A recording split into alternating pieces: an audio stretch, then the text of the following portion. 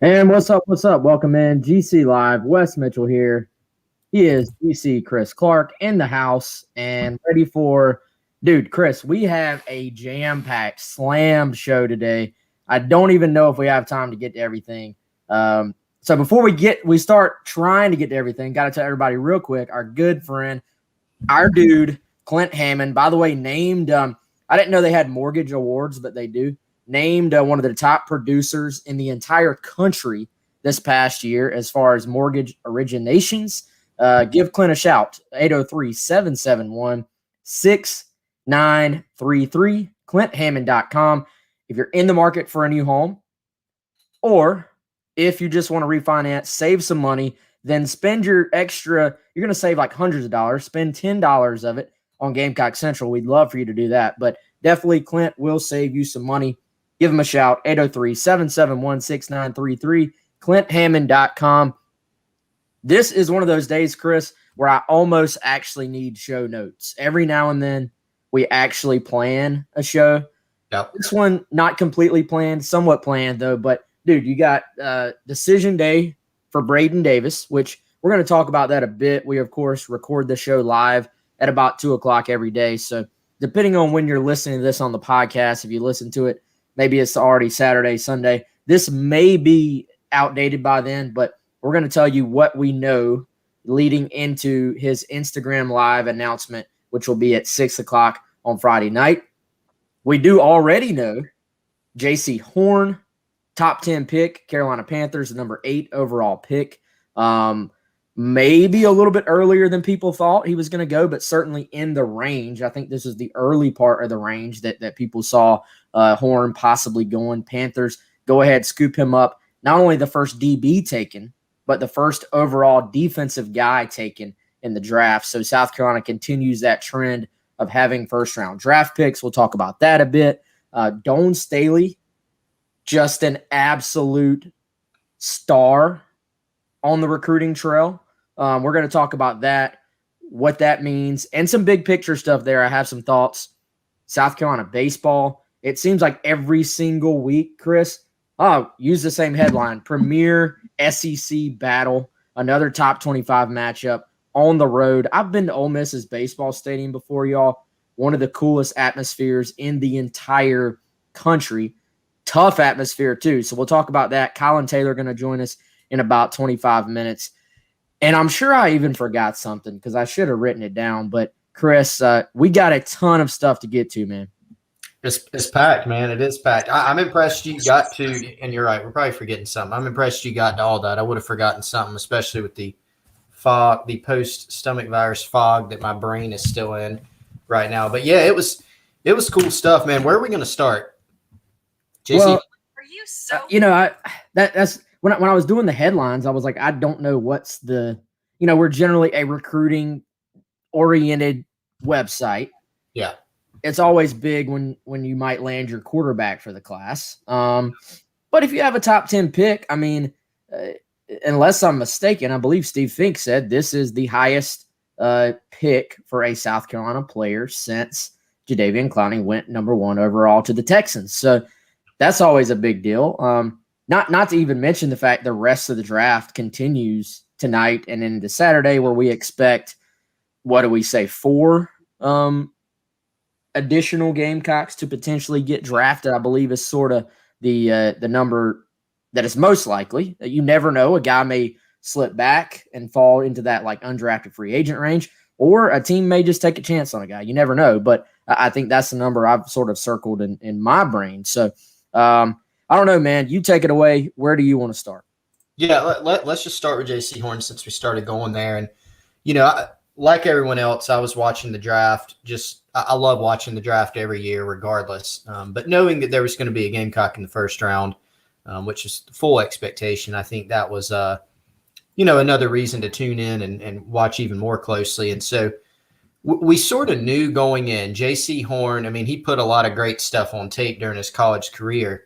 Then he had his pro day, and a pro day that, as Nectarios pointed out, the GM of the Panthers in town for that pro day, Matt Rule in town. He showed up on a lot of Gamecock social media stuff after that, just talking about Marcus Satterfield, talking about Shane Beamer, talking about the things at South Carolina. But obviously, a lot of close attention paid there.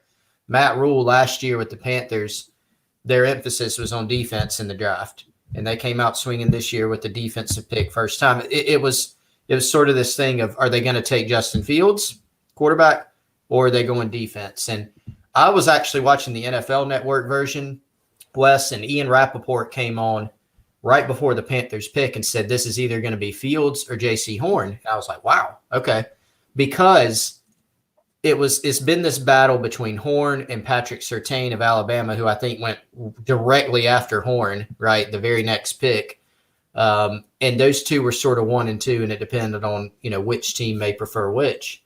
JC, after his pro day, rose to where maybe he was number 2 before, but then he ascended to where on some teams' draft boards he was number 1. So really good stuff for him. And, I was thinking about this, Wes. You said this on, I think, Wednesday's show, and I can't remember who we were talking about, but there's not many guys that you look at out of high school that you can say, unless that guy gets hurt or something goes really awry, this guy's going to be a pro for a long time. And even more so, it's hard to look at a guy and say that guy is probably going to be a first-round pick.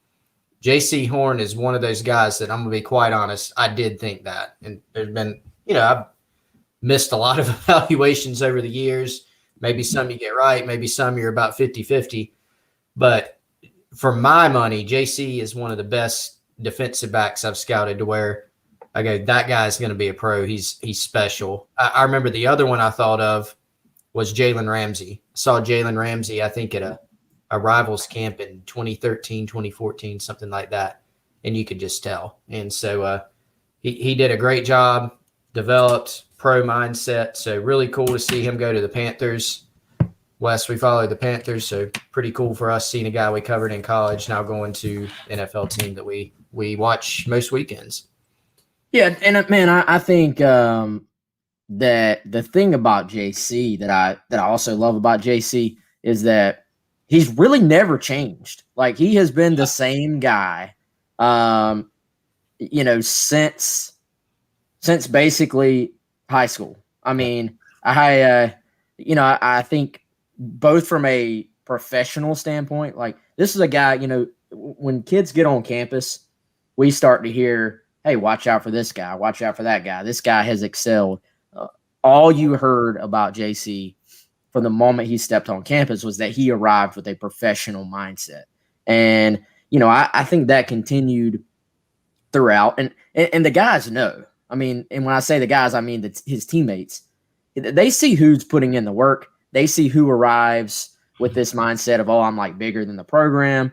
They see who thinks they can just get by on being a 4-star, 5-star type guy. And they see, I think JC is one of those kids that approached it like, I'm going to college, but these 3 years are, it's a tryout for the NFL. And he had a goal.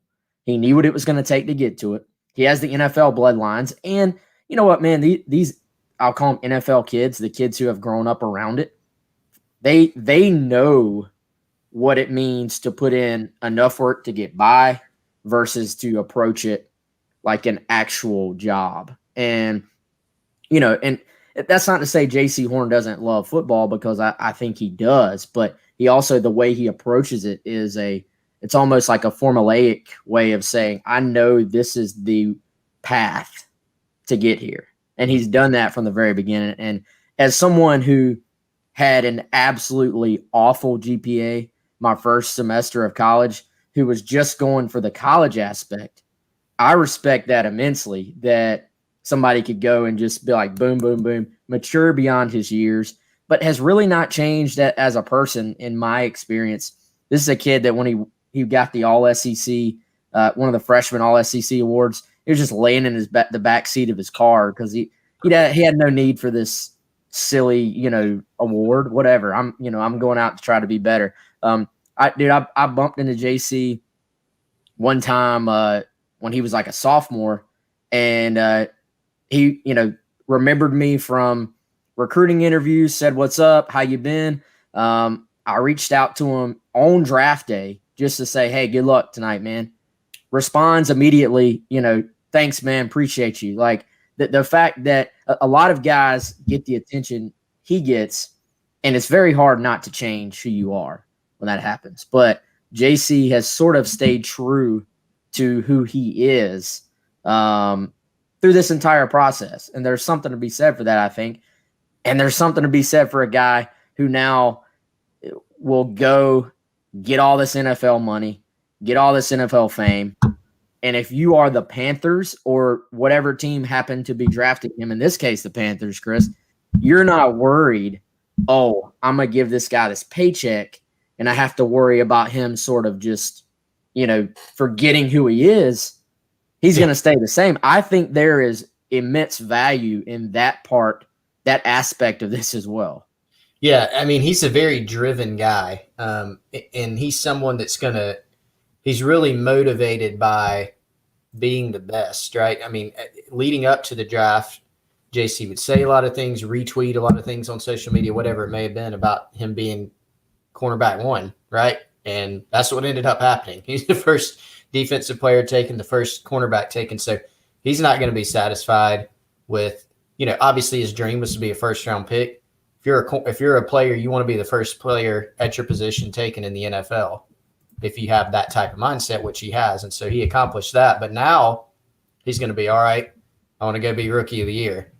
And then it's going to be, all right, now I want to go get a big contract after my rookie contract. I want to go be the best corner in the league. Like, that's the kind of mindset he carries. And when you have the natural ability that he does, and look, he's got a ton of it. I mean, you're not that good without a ton of natural ability, but he's taken that plus his work ethic and just his mindset and harnessed it into being, what he's become. So great stuff from Jaycee. I think that's a really good fit organizationally for him with just sort of Matt Rule's mindset as a coach. You can tell that's going to be, it seems like a pretty good match.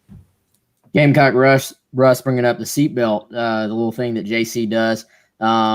Supposedly he started that. Is that true? I'm not, the older you get, the more you can't follow all this crap, but supposedly Jaycee was one of the ones who at least started to make that famous, the seatbelt thing after locking a guy down. I don't know if you noticed, Chris, there's a kid doing that at the Rivals camp on Sunday. So that stuff carries down. And if you're South Carolina, obviously it's a completely different staff, but you're going to continue to point out, hey, we've had first rounders every year. Hey, we've had defensive backs go in the draft, the last 20 years, as many as about anybody. So if you're South Carolina, you're constantly pointing that out, I think. Jaycee Horn, just another, that's what, 2 of the last 3 years. The last 2 years in a row and 3 of the last 4 years that South Carolina has had a first-round draft pick. So now if you're the Gamecocks, I do see this thing. By the way, let's get into the rest of the draft here for a moment while we're on this. But I see this thing sometimes on Twitter, and it's like people say, well, another first-round draft pick. You won 2 games last year. Valid, but here's the thing. The teams you play, they're pushing out draft picks too, man. Like, did you see how many guys from Alabama got picked yesterday? The SEC had 6 kids drafted in the first round for the second straight year. It had never happened before. Now it's happened 2 years in a row. So, yeah, having one big-time draft pick each year is good. Like, yeah, it's cool. But it takes more, So, like, I don't think, oh, you had some draft picks, that means you wasted them. I don't see it that way. I see it like, well, if you really started counting, everybody in your league is having draft picks for the most part, unless you're talking about the absolute bottom of the barrel. So to get to that level, you don't just need a Javon Kinlaw. You don't just need a Jaycee Horn. You don't just need a Hayden Hurst. You need multiple guys being picked and high in the draft, in my opinion. I don't take the sign that you've had a bunch of first-round picks to mean you're like a loaded team compared to who you're facing in conference every single year. Yeah, that's right. I mean, that's the thing. You've got to look at, and look, this South Carolina team is, what we're saying, that they might have 5 picks overall. Now, some of them are going to be much later if it ends up happening. Some of them may be mid-round, whatever it may be, 1 first-round pick. But you're right. I mean, there are examples in the past, and I cannot come up with the team or the players, but I remember several years ago, there was some team that randomly had like, I don't know, 3 or 4 picks like in the first round or the first 2 rounds, and they were a bad football team, but they had several. So I think this is how you look at it. I answered a question about this the other day about recruiting and Muschamp versus Beamer and things like that. And I said, look, we can't judge Shane Beamer's recruiting classes at South Carolina yet. He had 1 COVID short notice class. We don't have a clue yet. In 3 or 4 years, we can go back and look at that, really. But Will Muschamp recruited some talent to this team. Like Jaycee Horn was an NFL guy, obviously. Like there's going to be more guys that roll off this roster later. A JJ Enagbare, for example. But what South Carolina has to do to take that next step is get guys like that, right?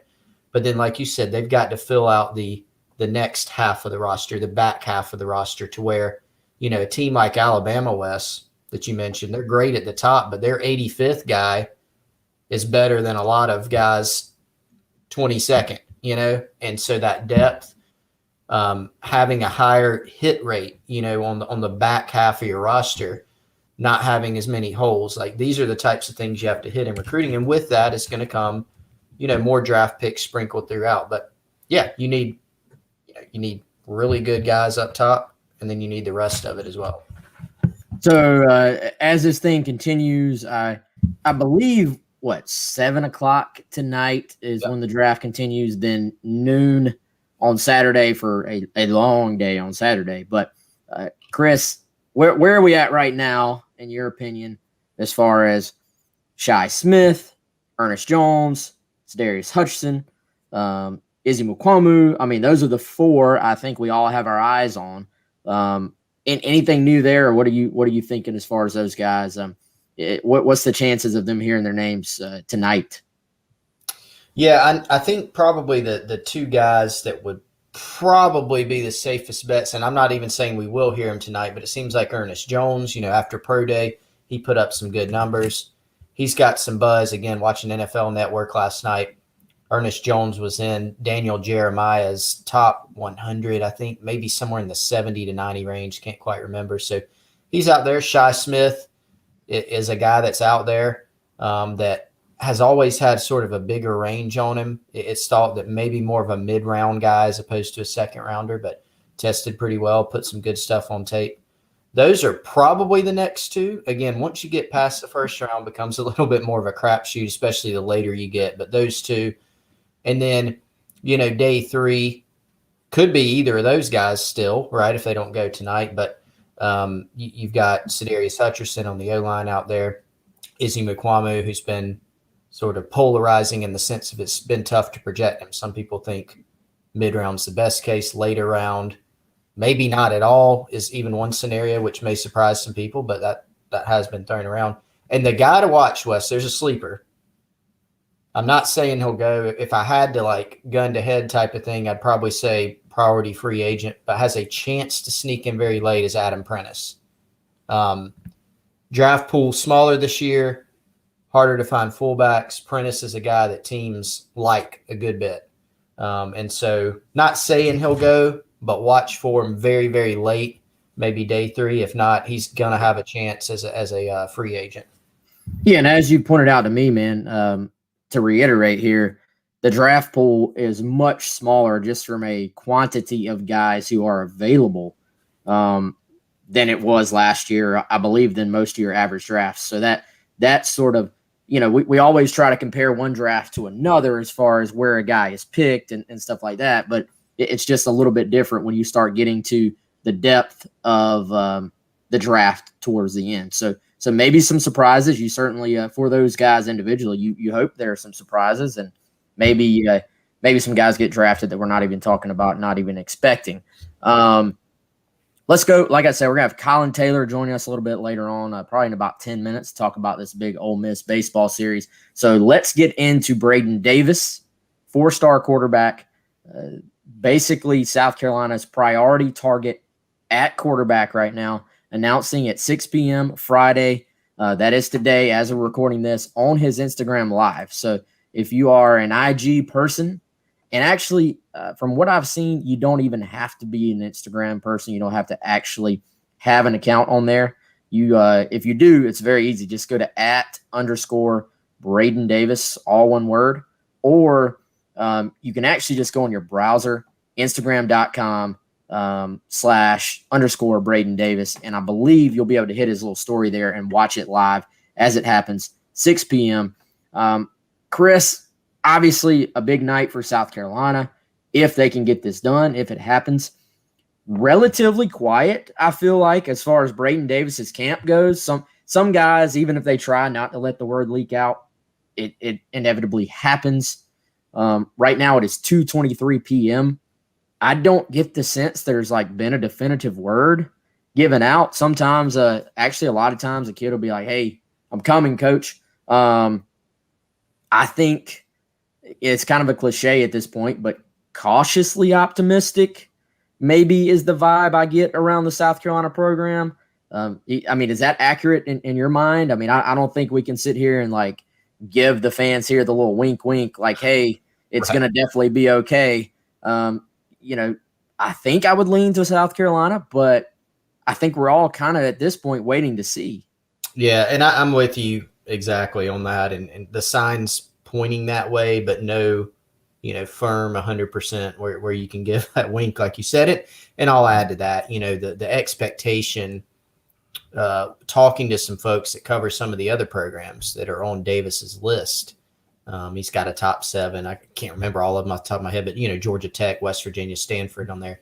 The expectation there, for what it's worth, seems to be South Carolina as well. So, would obviously be a big pickup. Somebody that South Carolina, the people in that football office, again, 2:25 here on a Friday, announcements later this evening, but sitting around waiting and hoping and cautiously optimistic, like you said.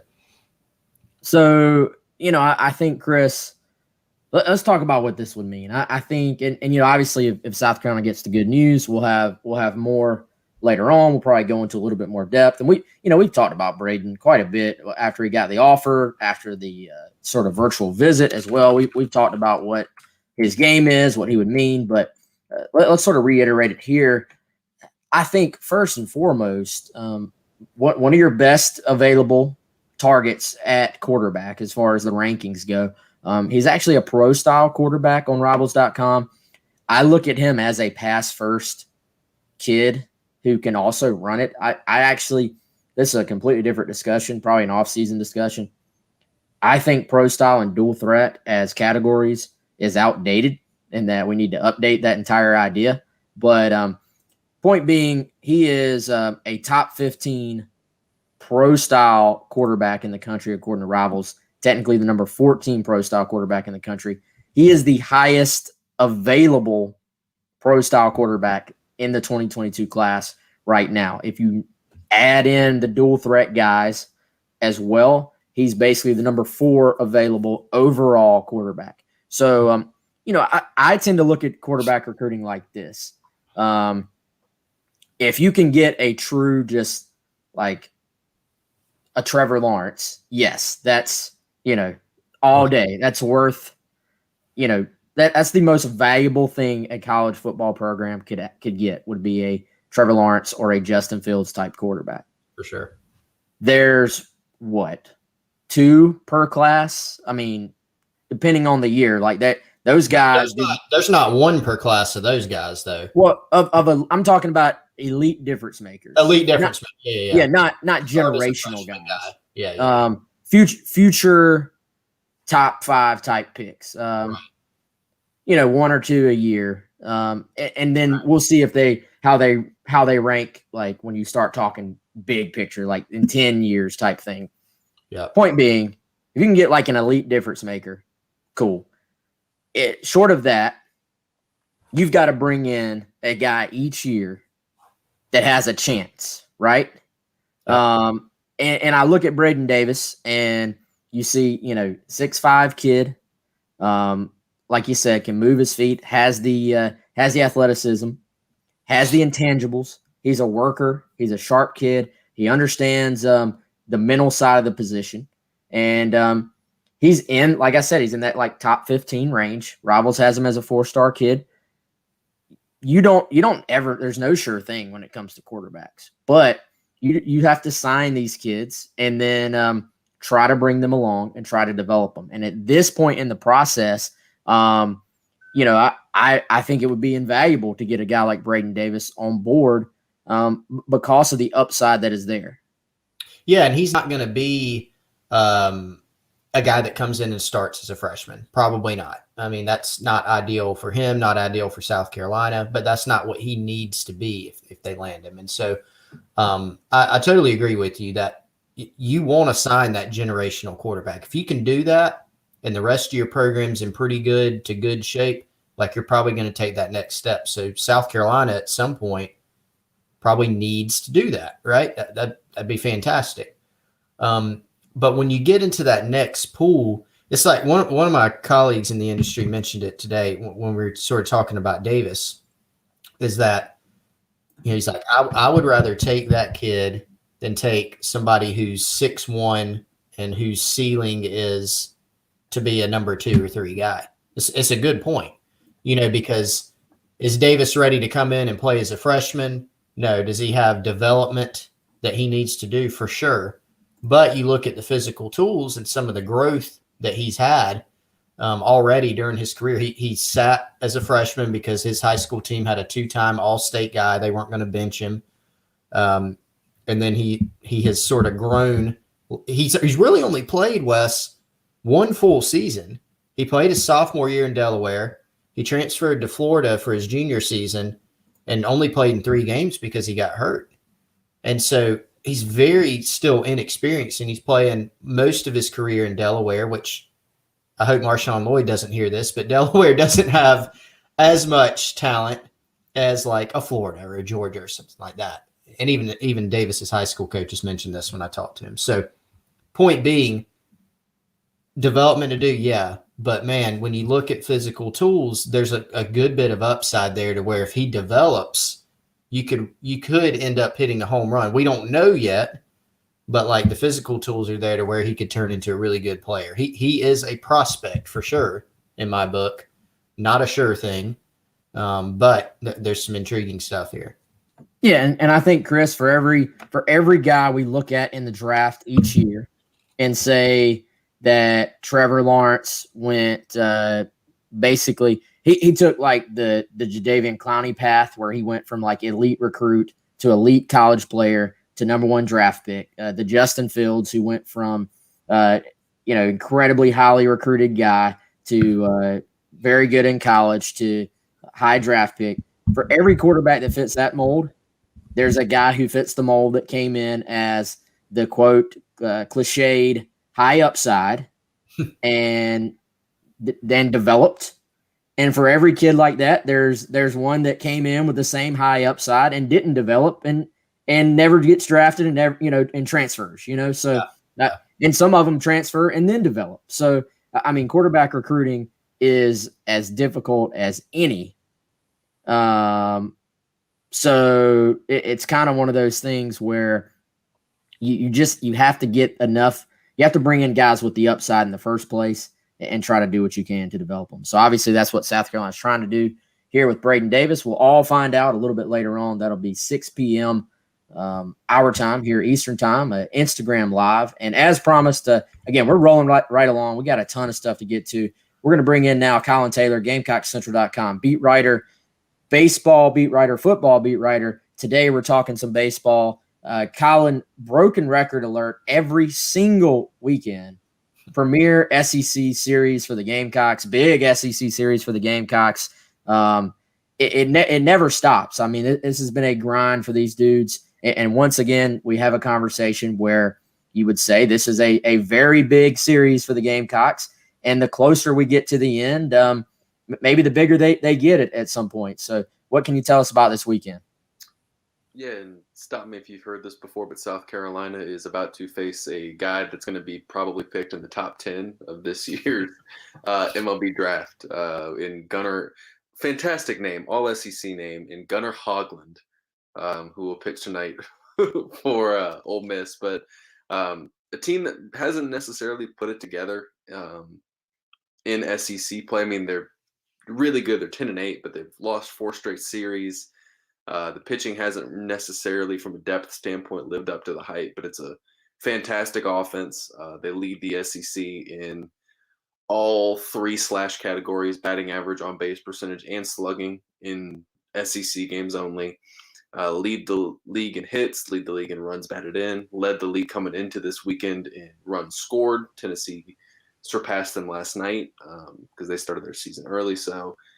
And they have 6 left-handed bats in the lineup against 3 starters that are right-handers for South Carolina. So going to be a fantastic test for South Carolina.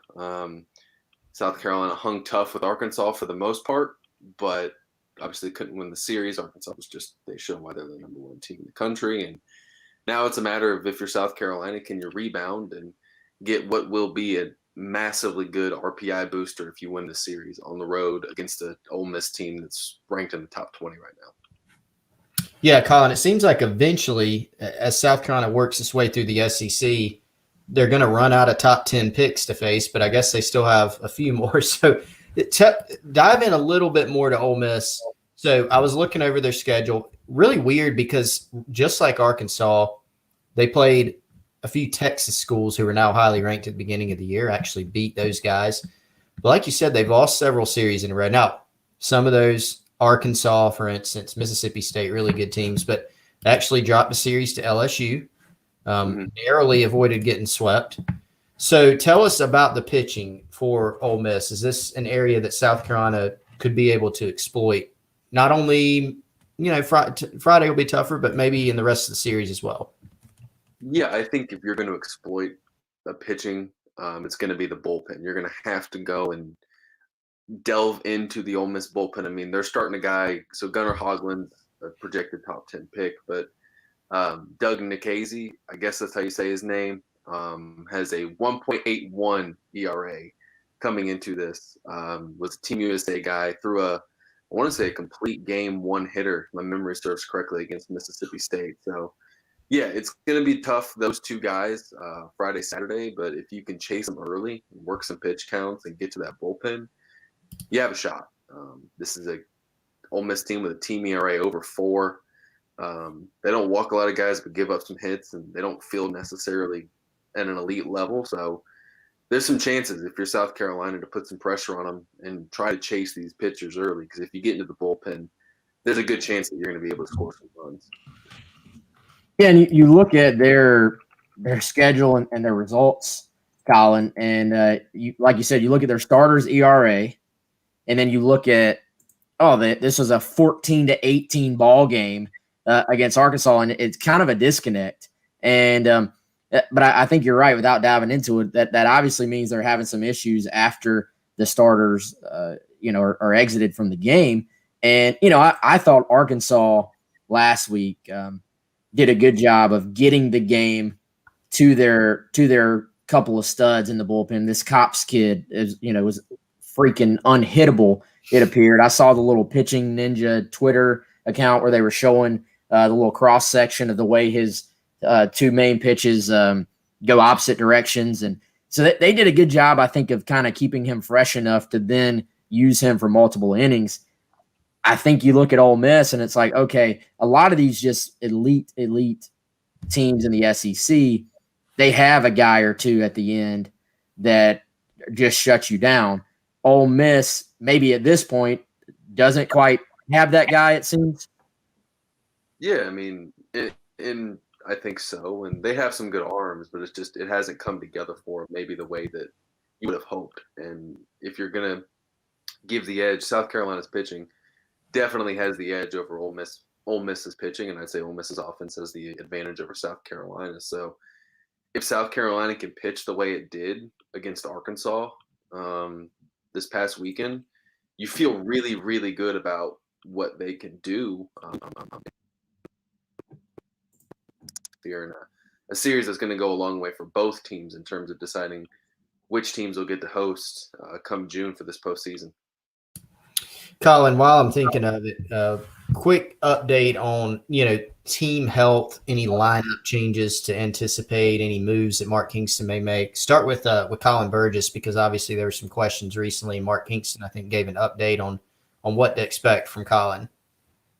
Yeah, Tum's hurt. Got a little bit banged up, and in his he caught 27 innings in, I guess, 36 hours against Arkansas. You're not going to escape that without a couple bumps and bruises.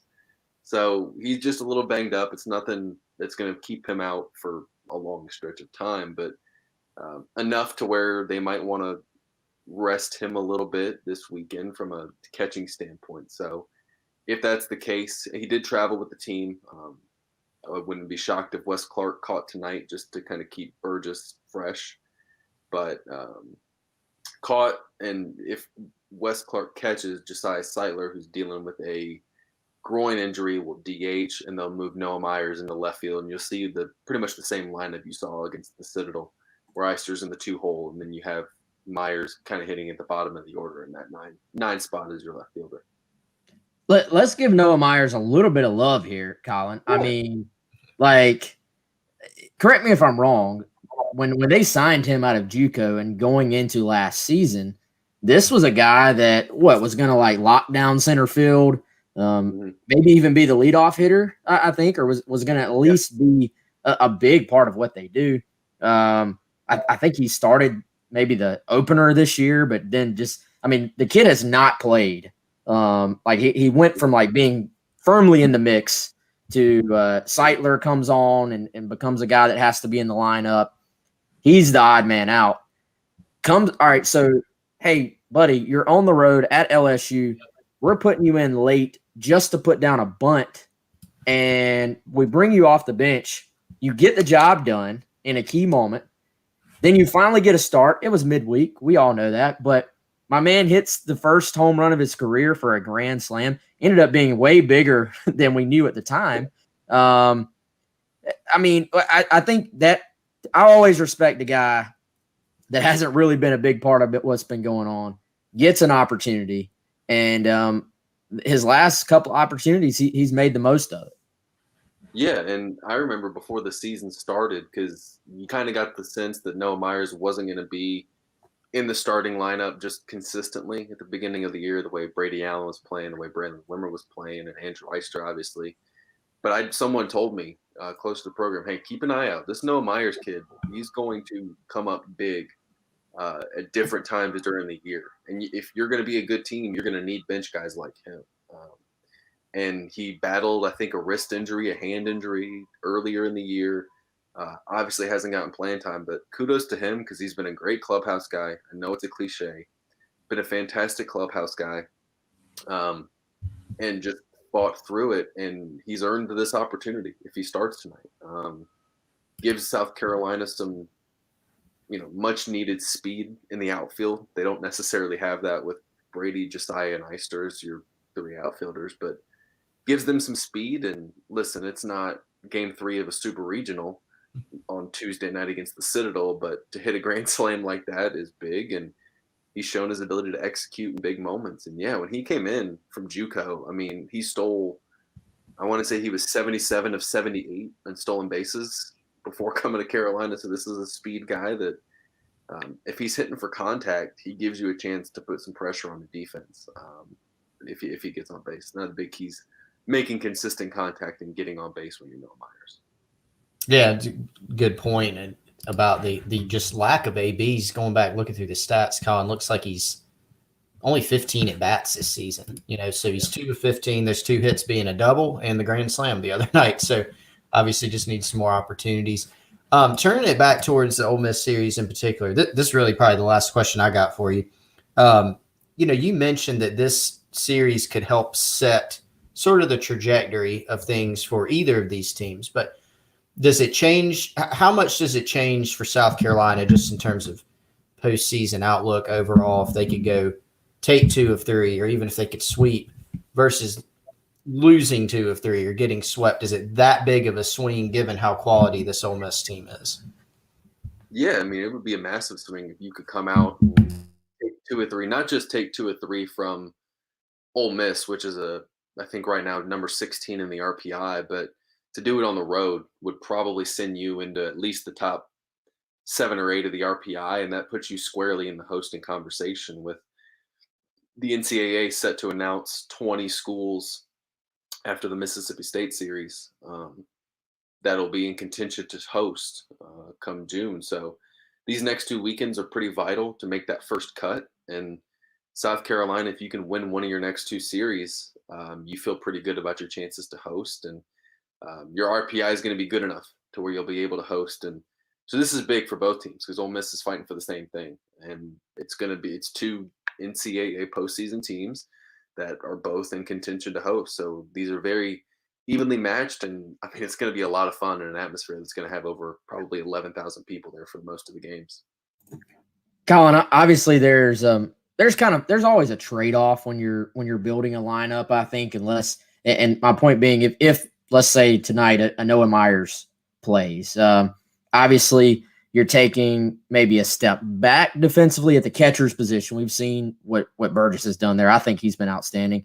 But you are, like you mentioned earlier, adding some speed to the outfield.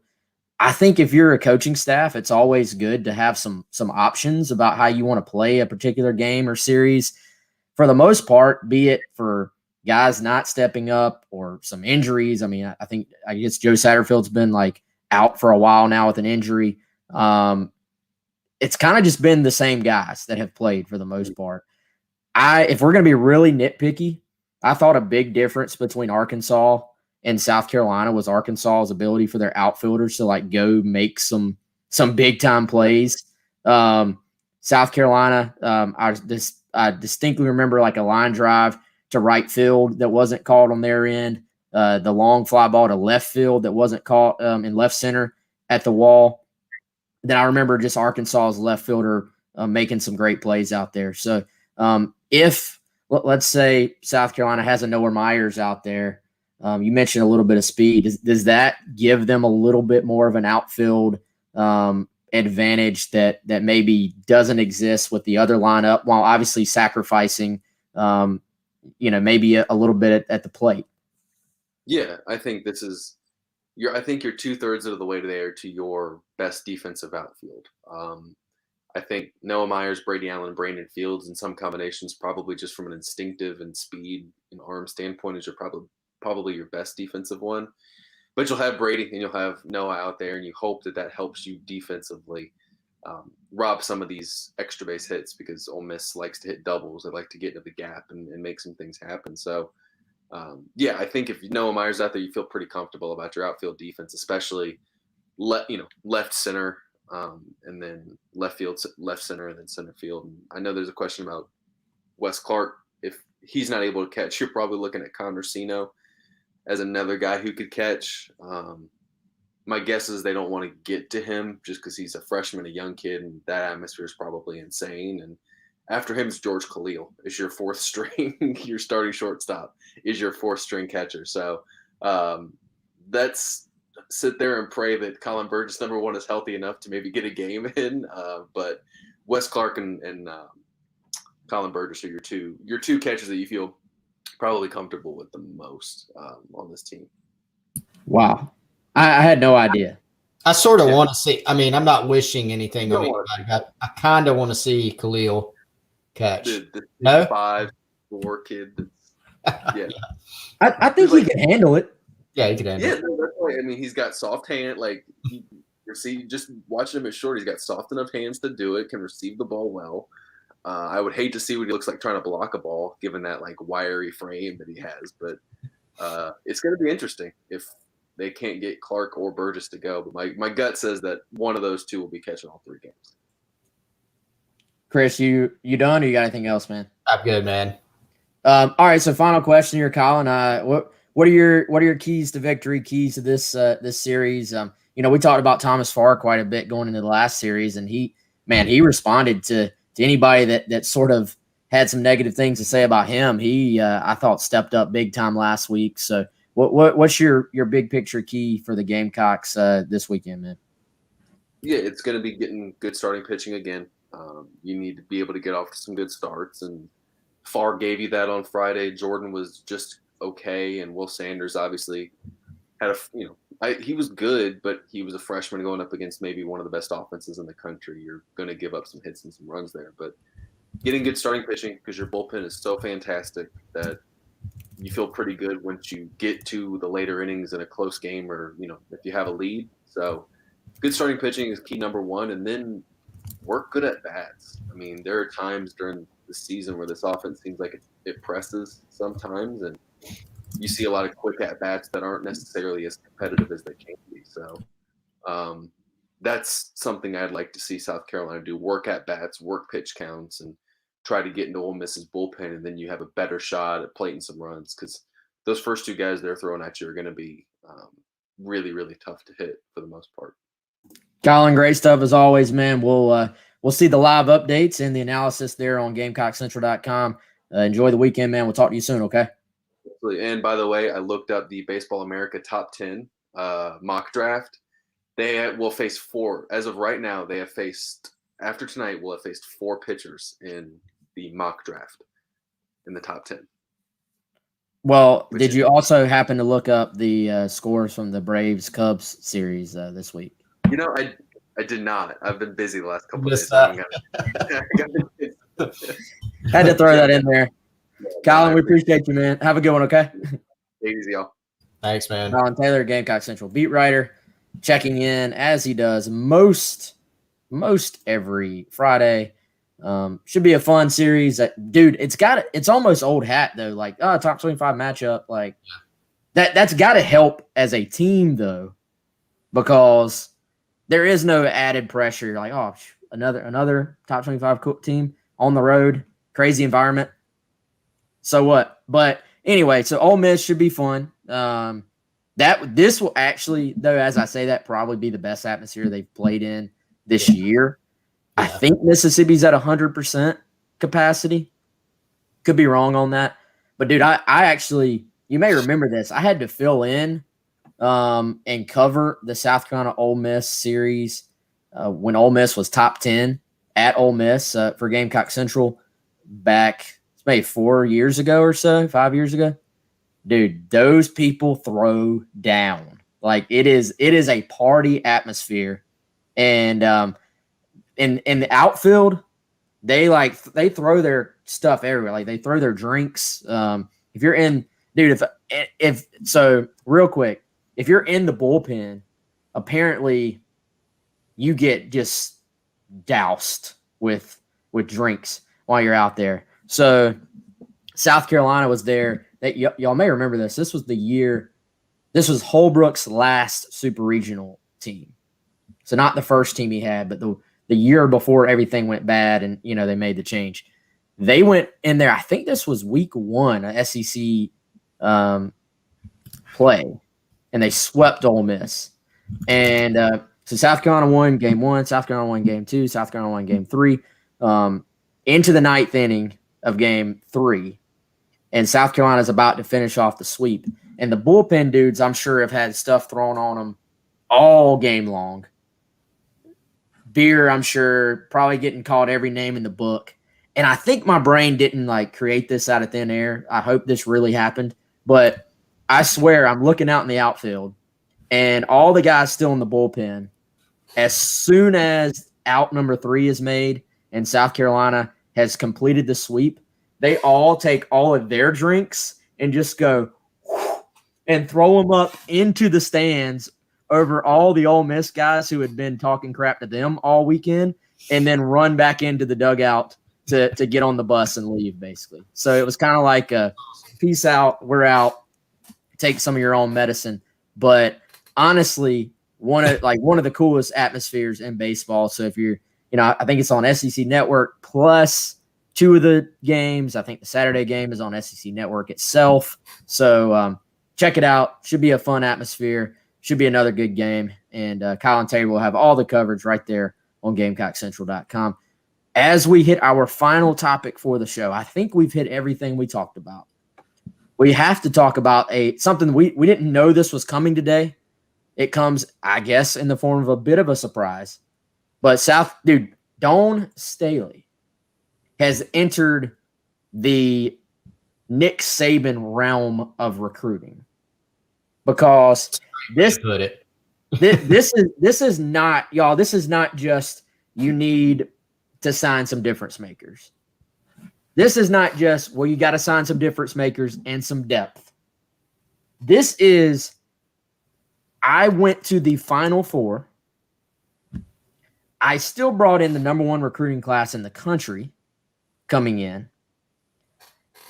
And by the way, if there was any doubt, I'm going to go out and get what the Athletic actually called the best available transfer in the transfer portal.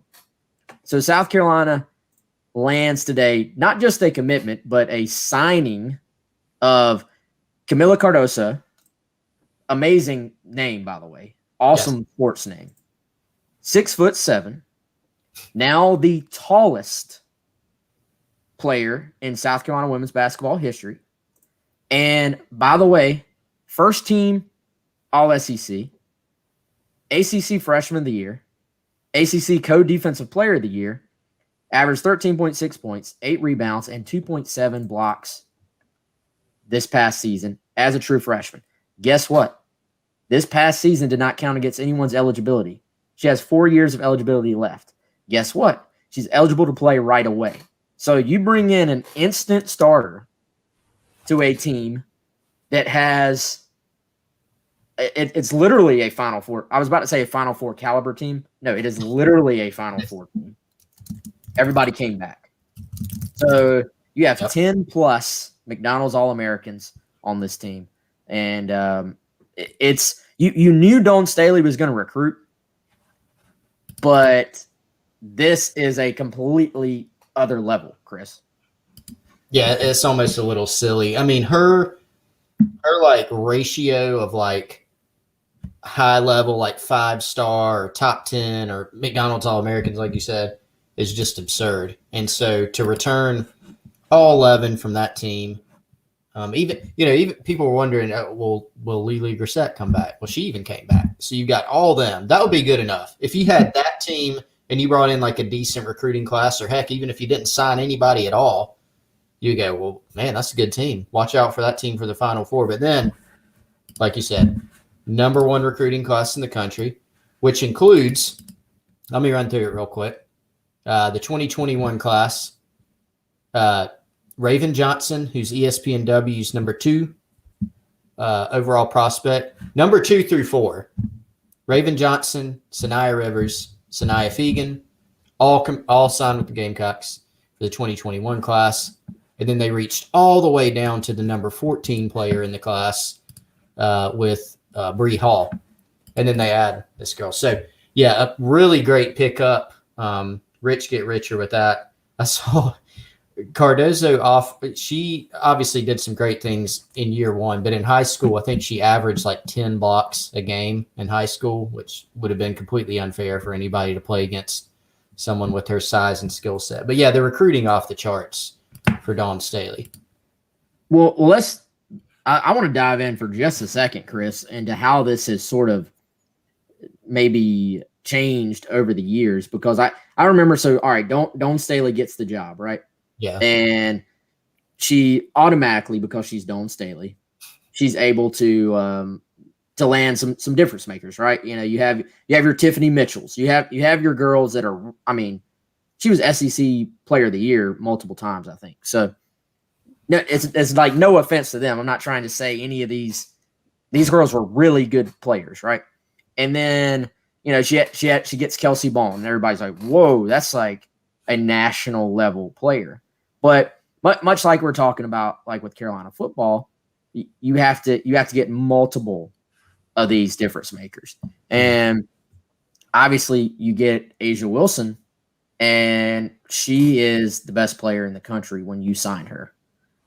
And I even remember feeling like, okay, they have Asia Wilson. They have some really good, solid players around her. You get a couple of transfers. Alicia Gray come in, you win the national title. And there was actually on paper, there was a little dip after that. And you sort of say, well, is the recruiting able to continue at the level or take a step up from when you got Asia Wilson? Or is it one of those things where you landed Asia Wilson, who was a local product, and you're still never going to be able to get the UConn level classes as far as the depth goes? And then you sign this difference-making class that comes in, right, with several of the top 10 girls. Well, I have always heard at earlier points in Dawn Staley's time at South Carolina that, Chris, she never carried – you can carry 15 scholarship players. Dawn Staley hasn't done that in the past, from what I understand.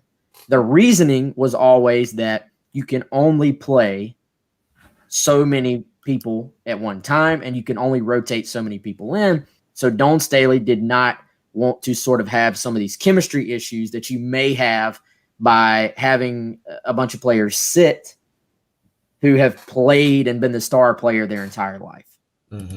It appears to me, and this is without me knowing a thing about what Dawn Staley is actually thinking, but it appears to me that it has shifted from, okay, we're going to now sign. I think Dawn Staley is comfortable enough in the culture of her program that she has now instilled that if the number one player in the ACC wants to transfer in and be the final piece to getting over that hump in the Final Four, then we're going to go do it. If you want to sign the number one class in America this past year on top of a number one class from 2 years prior, you're going to do that. And I think I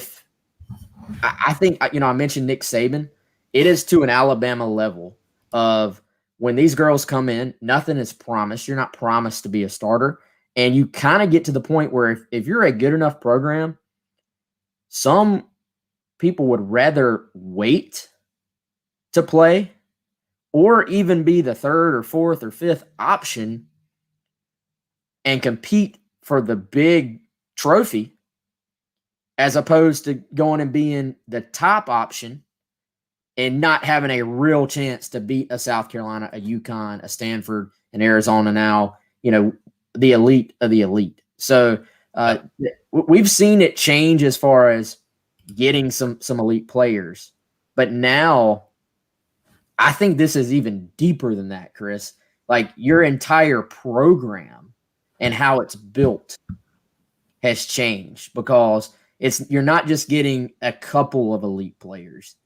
You are stacking elite players. And somebody on Twitter, Dawn Staley actually responded to this, said they would like to see a Garnet versus Black exhibition game. That's a fantastic idea. There would be as much talent on the court for South Carolina's ones versus twos, not even ones versus twos. If you just split the team up and did a draft, an internal draft, that game would be as entertaining as a lot of games that happen during the regular season. You could probably charge for it and actually make it a moneymaker, maybe even donate it to charity or something. But I wouldn't be surprised, Chris, if we see that in the future. Yeah, I mean, something like what does Kentucky do, the Big Blue, whatever it is, Midnight Madness type of thing. I mean, you could see that here for women's basketball. That's how big it's become. But it's a great point on sort of the culture. The two things I would hit on to piggyback off what you're saying is somebody asked me the other day, and they were applying it to football about, hey, now that the transfer portal, now you've got this 1 year free transfer exception, football transfer portal, basketball sort of out of control. What do you think? And my answer was, look, guys are going to transfer for various reasons. Always have, always will.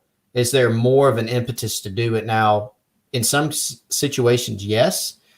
But if you have a great culture within your program and if you're winning, And if you're fair to your players, then they are going to want to stick around more because they'll get their chance. They see what you're doing with development. They see the culture. They're winning. They're having a good time. So does that mean they're never going to lose a player to transfer? Probably not, because there's a lot of various reasons, but they'll be able to keep things more intact, with that culture they've set. And your point about, the recruiting taking off after Asia is another good one, because look, you look like back at the 2018 class. I think that's a good example of that class onward. The brand has extended nationally, right? So you get Destiny Henderson from Florida, Victoria Saxton from Georgia. And then you go in 2019, and that's the one that really, Zaya Cook from Ohio, Letitia Amahir from Canada. You get Bree Beal from Illinois, Aaliyah Boston from Massachusetts. And then you look at this class, a little bit more regional. You got 2 prospects from Georgia, 1 from North Carolina, 1 from Ohio. But Dawn is able to, obviously, any kid from South Carolina that she wants, she's going to be a major factor with around the Southeast. But she can go to Illinois, Ohio, Canada, anywhere really. And because of the brand that she's built and the winning tradition now that she's established, be a factor for those. So it's really impressive how the program's been built. By the way, shout out, as always, to our boy Gamecock Russ, putting it as only he can. Millionaires become billionaires here with South Carolina. I love that as a program. They got to a point that few people ever get, but now they're taking that next step. And really fun to watch. And Dawn Staley, I truly believe, has surpassed everyone else and is the best in the business. And I believe she's got the 1 national title, more national titles to come for South Carolina women's basketball. All right, so we're over time. We're over our time limit. That's okay. We had plenty to get to. Should be an interesting weekend at South Carolina. Again, we'll have coverage of the draft throughout the weekend. We'll have coverage of South Carolina baseball, and we'll have coverage 6 p.m. That's about 3 hours from now.